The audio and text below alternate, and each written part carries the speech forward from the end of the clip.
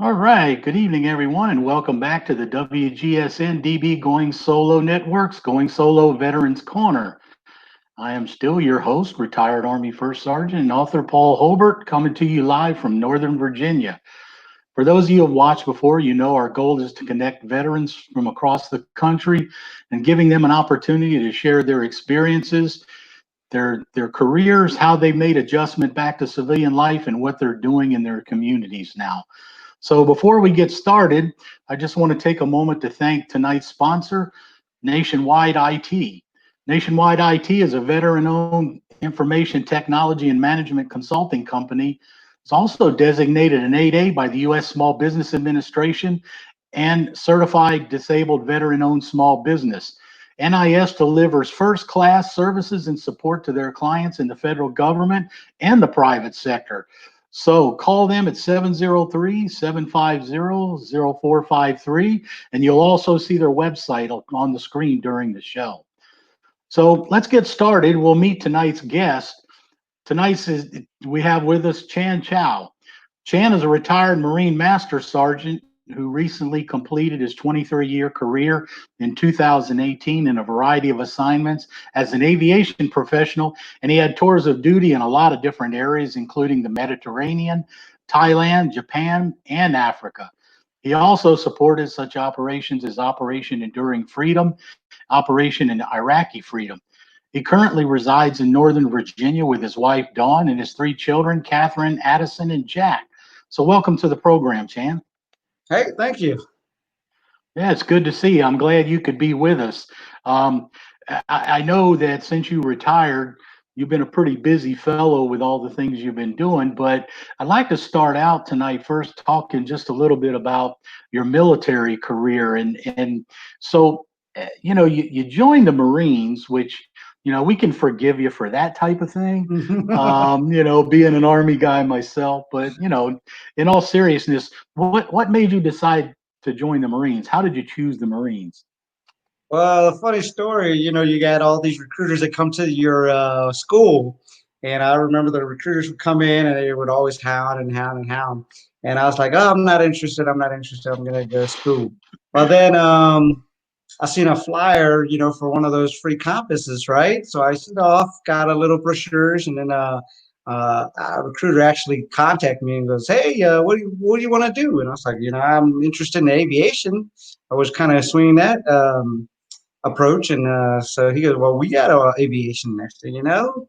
I'm talking to him, tested out, got into a good score of mechanical and electrical, and he's like, "Hey, we can definitely put you in an aviation field." So that's how I ended up in the Marine Corps. Yeah, so did you ever have any aspirations of being a warrant officer and flying helicopters or anything? No, fixing them was the extent that I wanted to do. Flying on was a little more hair raising. Yeah, I mean, it seemed like I knew a lot of guys in the Army that, ended up in aviation, and a number of them wanted to go to flight school and, couldn't for various reasons. And so Hmm. they did, they became crewmen, crew chief, mechanics, and Yeah. still got to stay a career in aviation. So I was just Hmm. curious if you had ever thought about wanting to be a pilot and, rotoring around above everybody.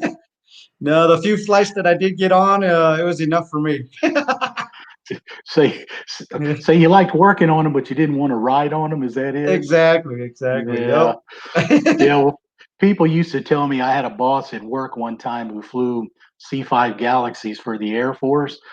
And he used to always tell me, of course, he was an Air Force lieutenant colonel. He used to always tell me, he said, I never understood why you Army guys wanted to jump out of a perfectly good airplane. So the Yep. comeback to that was, well, that's because we know you Air Force jockeys are flying them, and it's not safe as long as we're still in it. So we always had those comebacks to them. So Yep. you Yep. enjoyed a career in aviation, and so I saw that you had been in a God traveled around in a lot of different places, Uh-huh. Thailand, Okinawa. Tell us a little bit about you. I'm sure you enjoyed Okinawa, didn't you? Oh yeah, that was probably one of the best tours out there. It's a small island. It was very tropical. People were real friendly there. The whole atmosphere was very nice out there. Yeah, I'm sure there was a lot of history on that island as well, wasn't there, from the war? There was, yep. Everywhere you went, you could still see it, you know. So you can go to like the underground caves and visit those things, and you can still see some of the things from World War II. Yeah, I mean, how did you end up in Africa? We were actually on a deployment, and one of the task force was, "Hey, we got assigned to go down there and do some extractions." So we ended up down there for a couple months, and then we came back. Or were you part of, I guess, what were you part of an MEU that was on a ship? We were actually Is that on how you guys a did it? No, we were on a small Marine detachment. We were actually based out of Spain. You Oh, know, okay. more like a So support. it sound like you got to ramble all over the world. It sounded like. Oh yeah, it was great. I actually enjoyed a lot of deployments because when I first joined my first unit, they were like, "Hey, we got this med cruise coming up," which is the how I got into the Mediterranean in the first place, and it was for the Marine Expeditionary Unit. And first cruise I went on, we hit a lot of different ports: Italy, Spain, Egypt, and I enjoyed it. So every time a MEU came up, I was like, "Hey, I want to go on the next deployment. I want to go on the next deployment." So I guess that's how you get your feet wet. Yeah, I mean, well, you were married all during this time, weren't you? I got married after my first deployment. So I got Oh, okay. deployed, and then on my second deployment, that's when I met my wife, and I was like, "Well, I'm going on a deployment to see how things work out." And she kind of stuck through everything. When I came back, that's when we got a little bit more serious. Yeah, so I So, guess after that, you still enjoyed all the deployments, and then she probably got here he goes again, right? there he goes again. Like, Yeah. well, they tasked me with it. Yeah. Yeah, I mean, well, and we'll talk about your family too a little more, but I'm sure you and I are both fully aware that that kind of comes with the territory, especially when you have a family, because you never know when you're going to go or where you're going to end up. No. And I know those people that marry active duty personnel. I'm sure a lot of them are, or if they're not, they should be aware that that's the situation a lot. And, it takes a lot for somebody to be married, I think, to an active duty service member because they go through a lot as well. So, I'm sure your wife stuck through a whole lot of stuff while you were, finishing your career. I can imagine. Oh yeah, yeah, that is very true. I hear about it all the time. If I'm going on deployment, yeah, it's not just me deploying; it's also her, because she's got to Yeah. hold down the home front for me. So have you had to buy her a nice big present since you retired? Yeah, I bought her a house. Oh, okay. Well, I'm sure she may not look at that as what she really wants, but Oh, I'm sure she's happy with it. she's very happy. It's how you grow roots in the area. Yeah. So take a moment if you would and tell us, out of all the time that you traveled and all the things that you did, what is your one, if you could choose one, your one memorable experience of your time in the military? One very memorable time. I mean, there's a lot of them. Yeah. Well, if you think of more than one, share them. But what can you think of? Well, all right, I'll tell you this one story where we were famous in a little part of Russia. All right, so we were on a Marine Expeditionary Unit that went out there, and we did a what we call a split ARD, where we take the ships and we kind of split them apart. And there's a small detachment that goes north in the Mediterranean, and then a small portion that goes on its regular course. So we ended up taking two aircrafts up to a little town called Constanta, Romania. Uh, Back then, it was part of Russia, and I remember when we ported there, we had a little bit of liberty. So we went out in town, visit the shops, talk to the locals, and I remember a newspaper guy came up to us and they took our pictures.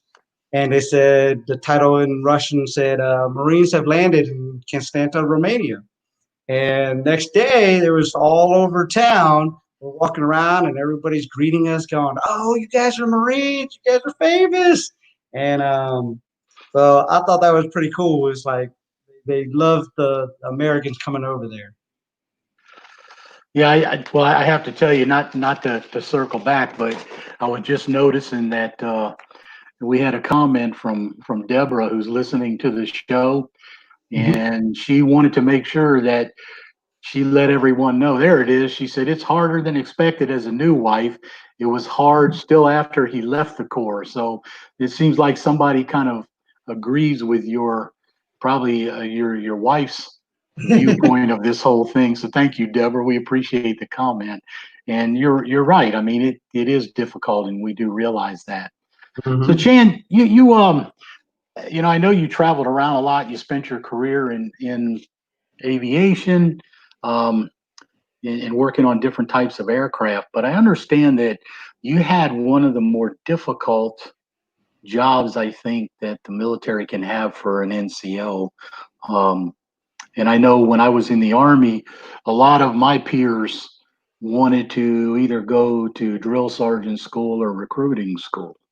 Mhm. And in fact, I had applied for drill sergeant duty and passed all my exams, and then my branch told me, no, you can't go because we have another assignment. And I wanted to be a drill sergeant, but I know that you did a stint as a Marine recruiter. Was it in Manhattan?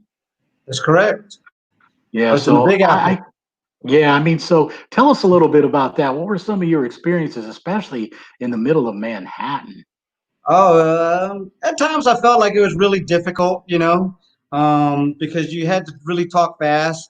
A lot of people jumped on the subway, so you only had like 2, 3 minutes before the next train came by on the platform. And then once they jumped in, it was kind of like either you're going to jump with them and talk to them, or you're going to miss out on that opportunity to show that young man or young lady opportunity in the Marine Corps. Um, that was one of the challenges of New York City because it was just so broad. Everybody's just kind of living between the boroughs, and every recruiter kind of had to fend for themselves inside that borough. But I made the best of it as I could, and went to the high schools, talked to a lot of the young folks there, did a lot of street events where we did pull-up challenges, and then I would talk to young Show kids the then. youngsters what you could do, right? Exactly, and a lot of them were like, "Well, hey, you do that all day, every day, And I was like, "No, I don't do pull-ups every day." Yeah, yeah, So, yeah. So I mean, I'm sure you had numerous interesting stories to tell about your time as a recruiter. Can you think of one that stands out? what was the question? Can you think of a story of the time you spent as a recruiter that really stands out? Something unusual or something funny or just, something that you didn't expect that happened to you? Um, well, all right. Well, when you think of New York City, you think of bustling, a lot of people, right? And I remember one day, I was in a recruiting office, and our office overlooked into the corner of an intersection, and the high school was just up the street that came down into the intersection. So I remember school was letting out. We're like, okay, hey, we better get out on the corners and start shaking hands, sell the Marine Corps. And just when I'm about to go downstairs to start talking to people, a bunch of the kids were yelling, oh man, like they were going to get ready to fight. Well, along comes this cow out of nowhere. And it looked like he was getting put in for like a butcher shop. And he starts strolling down the street like nobody's business. And cops Uh, were called, and they were trying to wrangle this cow. And I thought that was pretty funny. I was like, wow, a cow in New York City. yeah, I mean, I'm sure who would have thought about that, huh? In the middle of New York City. So I thought that was pretty funny. Yeah, that is pretty good. I don't think I would have expected something like that either. No, yeah. So And then so yeah, go ahead. so that's one of the funny stories. But a lot of the perks of being a recruiter in New York City, like right in Manhattan, was they held a lot of concerts right there in Times Square. And so from the office, we were able to just look up there and watch like Shakira perform. Usher was there, he performed. Oh So, yeah. that's some of the perks that you got to make worthwhile while you're out there on some of those tough duties. Well, I have a similar experience where I live, only not that high level of celebrity. I live in a small town, and our place is right along one of the main streets. So every time they have a Christmas parade or the St. Patrick's Day parade or any of that stuff, Mhm. all we do is walk out here on the other side of our buildings on the sidewalk, and there it is. Of course, it's not. It's not watching Shakira or anybody like that, but Mhm. you got to take what you can get, right? Yep, that's right. That's right. Well, we got front row seats for free, so it was good. Yeah, yeah, yeah. Hey, so on a serious note, when you were in the Marines, can you share with us what you might think a valuable lesson that your time in the Marine Corps taught you?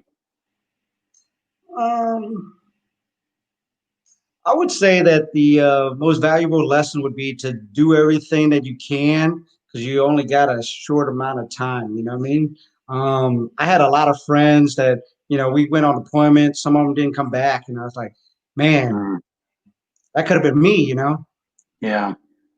So, So take you got to advantage of the time. take advantage of the time. That's exactly right. Yeah, I mean that's true because you never know when that's going to happen, and I mean, I know traveling around like I did as well during my career, I ran into some of the same things, and you look and you say, well, the people aren't here anymore. So you take a hard look at yourself and say you got to try and enjoy yourself while you can. So that was a lesson I learned as well. So when Yep. you spend all those years in, and you get up close to now, correct me if I'm wrong. You were thinking about retiring one time before, and did the Marine Corps dangle another stripe in front of you? Yeah, pretty much. So I was stationed in Okinawa, and I was like, well, I guess this is it, 20 and done, right? And the Marine Corps goes, nope. Hey, we're going to promote you one more time, and we're going to put you on another duty if you want to stick around. I was like, all right, I'll Yeah. stick around. Here I am. Yeah, you know. so how did it feel to be on the sucker end of that recruiting duty? Actually, I was really grateful for that because it actually set me up a lot better for retirement. I was Yeah, able to come back to the States, made a little bit more connection. So, it bought me a little bit more time, got me one more deployment. So I thoroughly enjoyed all the deployments. yeah. So it was definitely worth the extra time then, It I was, guess. it was. Yeah, Yep. that's good. So just if you would share with me for a minute, how did you know it was time to retire? What I know you said you took the other stripe and took Mhm. one more enlistment, but did you think about staying after that, or did that finally do it for you? How did you know? Well, I think it was more like you knew it was time when you thought, okay, hey, you know what? I've done everything I could. I wasn't making any more changes. You know what I mean? I felt like I was almost saturated, I guess you could Yeah, say. I was imparting all my knowledge. The guys that I had under me were all soaking it up. But it was kind of like, okay, well, I've done enough. Um, and it wasn't getting any more traction, I guess you could say. Know what I mean? yeah, So I was like, well, okay, I imparted my wisdom, my knowledge, and the young Marines are benefiting from it. Now it's time to look at what I want to do, and yeah, is this what's the next step for me? And that's how I decided. Another factor that for me was my oldest daughter. She was starting high school, so for me, high school was important because I still have friends after doing 4 years of high school that I still talk to today, 25 years later. And so I wanted her to be able to not be moving around from high school to high school and having to make new friends. And so I was like, you yeah. know what? Starting high school, I want her to have 4 years at a high school and then, make some lifelong friends. And so that was another factor that kind of helped me decide, hey, it's time to hang up my hat. Yeah, so that kind of gets into, and we're going to talk about that right after the commercial break. We'll talk about your family and some of the things you've been doing with your family. So stand by for just a minute. We're going to go to our commercial break and we'll be right back.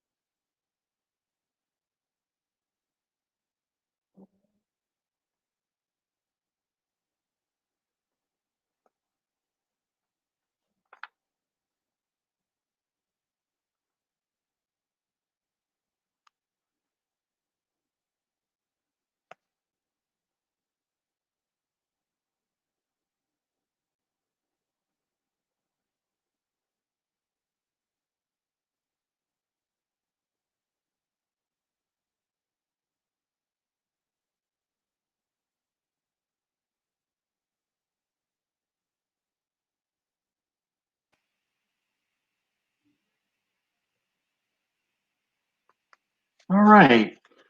We're coming back. Welcome back. You're listening to the Veterans Corner on the WGSN-DB Going Solo Network. We are talking with retired Marine Master Sergeant Chan Chau. So let's get back to our discussion. The Chan, how was your transition into civilian life? How did that go for you? For me, I thought it was pretty smooth. Leading up to it, they had you do a lot of the TAPS, Transition Assistance Program, and everything else, prepping resumes, trying to prepare for interviews, things like that. And one of my friends from high school, see how it kind of correlates back to high school friends, he actually knew somebody that was hiring, and he kind of put me into the lead to the hiring agency, and got hired onto a job right away after I left the military. So it was not even a break. It was only like about a month in between. But I spent that time moving my stuff, unpacking the house, setting up the house. So it was a good, smooth transition for me. But Yeah, key thing about transitioning is preparing ahead of time. I started job searching like 6 months ahead. I started trying to do networking about a year in advance. So I think the networking portion was the one that paid off the most. yeah. I to be honest with you, I retired quite a few years before you because I've got you in age a little bit too. But I had a retired sergeant major who was a friend of mine who ran the transition center in Germany where I was stationed. And he gave me a lot of good advice about making the transition out and that planning 6 to 9 months or so ahead of time Hmm. and starting to look for jobs was good advice. So Yeah. it sounds like you were doing something similar. So did you notice though, how hard was it for you to make that adjustment from the regimented disciplinary style of the military and the Marines into the civilian life, the civilian workforce? Did you notice? Because I knew the first time I showed up for a meeting at my first job I got, myself and this guy who was a retired Air Force vet who had been there for a couple of years, we were the only two in the room 5 minutes before the meeting started. Uh-huh. And then at the time the meeting started, within about 5 minutes, a few other people drifted in, and then a few other people, and we were just there was I was not used to the non-discipline, the lackadaisical attitude. Did you find any of that? Was that difficult for you when you first retired? Yeah, I find that the same like you did. I showed up at work early, 15 minutes early or so. Some people would be strolling in a little bit late, and it's like, oh, sorry. It's like, no, sorry, it doesn't cut it. You got to be here early on time. So Well, if not early, at least on time, right? exactly, exactly. I remember even my first couple of interviews. Speaking of civilian sectors, the first couple of interviews, I remember I showed up early and I would see the guy that did my interview show up right 2 minutes before my interview. And then he would go in right before I would. And then when I went in there, there's that same guy. I was like, dude, you just showed up. Yeah. So I was like, wow, okay, civilian sectors like that. All right. Yeah, it's like welcome to civilian life, right? That's right. Yeah. Yeah, it took a little adjusting for me as well to get used to all that. So it seems like it's worked out for you so far, though. You're doing well, you're working, you're enjoying your life, Hmm. and you've made that smooth transition. And you and I both know from having careers in the military that there's a whole other side to life besides your military career, and a big part of that is your family. And I know that you've always been really family oriented. You've got your wife, you got your three kids. Some of them are still young. Hmm. That you're trying to make that adjustment and keep your family going. And so tell us a little bit about that. I know that you spend a lot of time with your family. You do a lot of activities and those types of things. So tell us a little bit about that. Share that with us. Oh, well, like I said, I deployed a lot. So when I got home, I wanted to spend the most time with my wife, my kids. So we would plan things like, hey, let's go to the beach, to spend a day at the beach. Let's do some fishing or let's go boating, things like that. Things that kind of bond everybody and create memories. I remember when we were in Okinawa, I deployed almost every 6 months. I would be 6 months out, 6 months back in. But when I was home, I would take them to the beach. We would swim around. We would go visit museums, aquariums. Just try to bond as much as you can while you're still with them at that time. So now that we're transitioned out and we're actually here and we're kind of growing roots, we've been doing a lot more stuff. We've been actually traded our beach life for lake life. So we got like paddle boards and we go out to the lakes. We paddle out there, jump in the water. We do a lot of fishing. Things to just bond with the kids. Yeah, I mean, it sounds like you're really having a good time, and I know you've got still have three youngsters at home. That are still a couple are still in high school, and one of Uh-huh. them is how old is your youngest one? Youngest one is 8. Yeah, He's so still a handful. yeah, he's still got a little ways to go. So, Uh-huh. here you are retired from the Marines, and by the time you get out, and I mean, I'm sorry, by the time your kids grow up and start moving out on their own, you're going to be an old dude. Are you going to be able to keep up with them till then? That's what I'm wondering. Oh, I think I'll be able to keep up for a long time. Yeah. Yeah. So you were talking about earlier about wanting to make sure that your daughter had a chance to finish high school in one place, and so I guess you're going to have actually what, two daughters going to high school? Yeah, that's correct. One was already in high school. She's a junior this year, and then another one started freshman. So at least the second one has a older sister to kind of mentor and follow along. Say, hey, avoid these crowd, look out for this, that kind of thing. So it's good. They enjoy school now. They actually enjoy all the people that they go to school with now. Yeah. So I take it your young one's a boy. Uh-huh. Young one's a Yeah. boy, and he's amped up energy all the time. They say they take that after me, and Well, I'm like, I, okay. I'm sure your wife says that a lot, doesn't she? Oh yeah, yeah. She says that a lot, and people at work actually. So, because at work I'm a little bit different. I'm more amped up, loud, and trying to get things done. And when they see my son and he's jumping around too, they're like, oh, I see where he gets it from. Yeah. So they see the energy. Well, Uh-huh. there's one hobby that you've really gotten back into, and you did while you were in the Marine Corps, and that was fishing, I believe. Oh yeah, yeah. So yeah. So I tell us a little bit about your fishing. I know you even take the kids on fishing trips, don't you? Oh yeah, so I really kind of got bit by the bug real hard for fishing. It didn't start until I was back in North Carolina again, and I was fishing with some of my buddies for red drums, and those things pull a lot, pull a lot of drag on your fishing reel. So as soon as I caught a few of those, I was like, "Oh man, this is really fun." So now that I live up here, it's not nowhere near saltwater. We've been doing a lot of bass fishing, cat fishing, and I take my son as often as he will willingly want to go. You know how kids are. They want to just catch the bluegill all the time. So I try to get them out there, show them how to tie knots, how to fish certain lures. So, that's me and his bonding time. But what you got to do is hope that he doesn't hook something big enough to pull his behind in the lake. That's what you got to watch out for. Yep. That's when I take it out of his allowance, buy him a new rod. So do your daughters go fishing with you? They did when they were younger, but now that they're older, they're into their own hobbies. One's into drawing, so she's really good as an artist. Another one's into music, so she's starting to get into piano playing, and so they're really into their own thing now.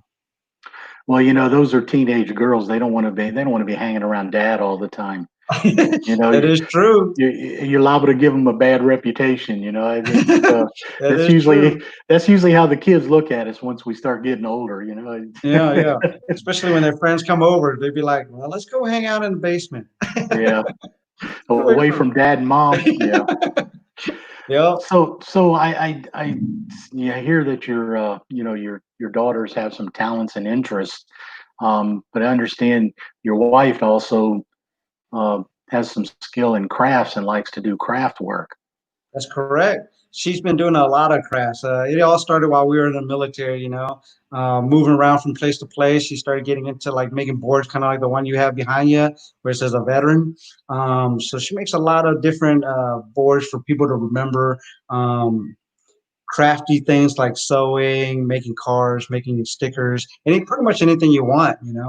She actually started a little crafting business called Jade Ming Mei Designs. If you follow that on Instagram, you can see what all she does. She makes boards, she makes everything. How do you spell that? Jade would be JDEMINGMEI Design. Oh, Jade Ming Me. Okay. Yep. All right. So that's her little design endeavor. Yep, that's right. Craft endeavor. That's actually the name is because of our kids. My middle kid, her middle name is Jade, and her older sister, her middle name is Ming Mei. So that's how we got Jade Ming Mei Designs. Yeah, I see that we have it up on the screen, but we'll look at the spelling. But it's what is it? JADE, right? Yep, and then MING. JADEMING, and then MEI, right? MEI. I'm sorry. Yep, and then design. Okay. All right. Awesome.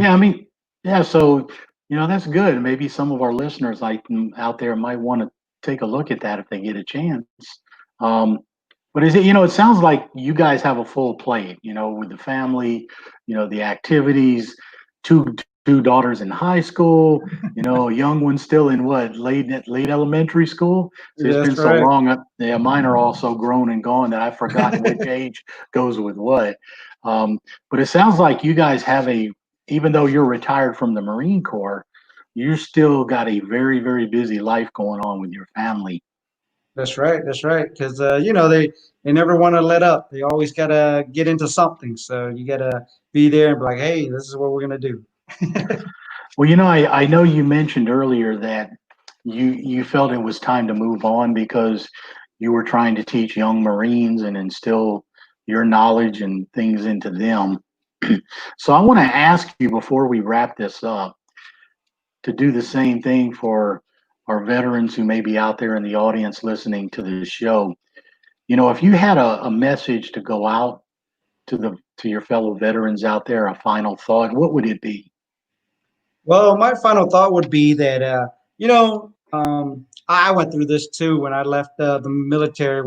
I felt like I was out on my own. It was really isolated. I couldn't really turn to anybody and say, "Hey, well, what do I do here? What do I do there? Like in the military, somebody was always there to guide you. You always had a supervisor, a master sergeant, a sergeant majors, or somebody that says, hey, you know what? This is what you should be doing so that you can achieve your goal, if that's your case. So once you transition out, it's almost like you felt isolated. I felt isolated. I didn't know what to do. What's the next step? I kind of rebounded back onto the training of the transition assistants. And then I was like, okay, hey, well, this is what we're going to do. You know what I mean? But, there's a lot of resources out there that you can look into, and just remember that, hey, you are not alone. There's always some kind of resource out there that you can talk to if you're depressed, if you need help with anything, financials, counseling, anything. There's somebody out there that's willing to help you out. Yeah, that's good advice. I had a guest who was on not too long ago, and he told the veterans out there, he said, even if you're afraid, if you experienced, trauma while you were you're experiencing problems, don't be afraid to reach out and ask for help. So that's very good Mhm. advice. Very similar to the advice that he was actually um, imparting as well. Pretty Mhm. prophetic advice, and you're not the first vet that's really kind of alluded to that. So I want to thank you for continuing to sharing that kind of message. So Chan, I want to thank you for coming on the show and sharing your career and your experiences and your family experiences with us. And I'm hoping that those of the viewers who watch the show, and we got a few comments in during the show as well, um, can find some enjoyment in your enjoyment of life, because you seem to be enjoying yourself very much, and I'm sure you deserve it after all those years in the I do. Marine Corps. So I want to thank you for coming on the show, and hope to be talking to you again later on in the near future. All right. Thanks for having me, Paul. All right, thank you, Chan.